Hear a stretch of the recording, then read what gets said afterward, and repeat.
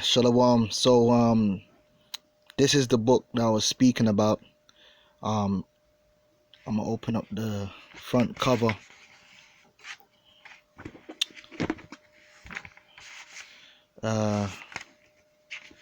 It's called The Pictorial History of Israel.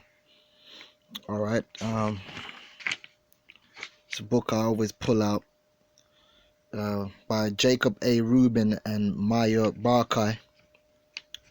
Now, what they do is they do a pictorial view of Israel from the Exodus down to what they call modern Israel, which there's a disconnect, because modern Israel and the people that represent modern Israel are not actually a part of Israelite history, but they want to be. Now, funny enough, in the first page of the book, they show you a mural from ancient Egypt of the Israelites in slavery. And as you can see, you got the Egyptian there. All right, let it focus. Dark-skinned people of color, and you also have the Israelites serving. And as you can see, they're also people of color. And you got lighter skin, light brown, and dark brown. Okay, and this is on the first page. And then what they do is they then go into Moses, but what they do is they bring out all the Renaissance paintings, and they immediately begin to paint an Edomized image of our history. Okay, look, they got an image here of the destruction of Jerusalem. Now, this image is not a true depiction of what the people looked like, not the Israelites anyway, but they're trying to promote that false image. Job 9:24, the earth is given into the hand of the wicked, and he covereth the faces of the judges thereof. If not, where and who is he? All right, and then it goes into these Khazarians.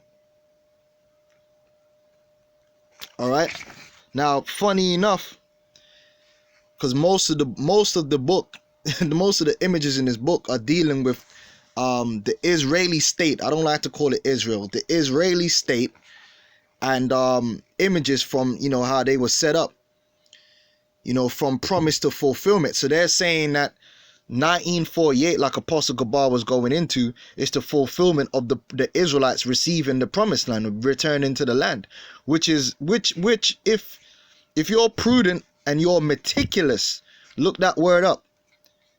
Meticulous means you give attention to detail, to the prophecies of the Holy Scriptures. It will be clear to you that 1948 was not a fulfillment of biblical prophecy of the Israelites returning to the land of Israel, because first of all, the Messiah would lead them back. It will be all 12 tribes, and they would be keeping the law, which evidently they're not keeping the law. Case in point, they have a shekel, but the shekel is a fiat currency with a central bank. That's in complete disregard to the biblical law of there not being any false balance, and there has to be just weights.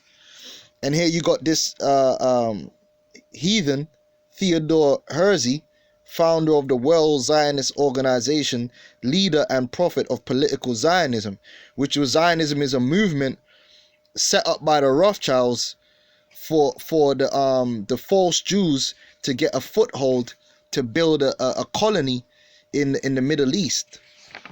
Now, the reason I wanted to bring this out is because in this book, it actually has an image here of Baron Edmund de Rothschild on the right and Sir Herbert Samuel, the first British High Commissioner in Palestine, because the Rothschilds were essential in the forming of that Israeli state. And in fact, the Israeli state is nothing more than a Rothschild colony, which Lord will, I'm going to put the clip in after this, and you can see the clip where Steve Pachenik, when he was on Alex Jones, exposed how the Israeli state was set up to just be a strong, militarily strong, secular state to control the Arabs in the Middle East. And that's exactly what it is.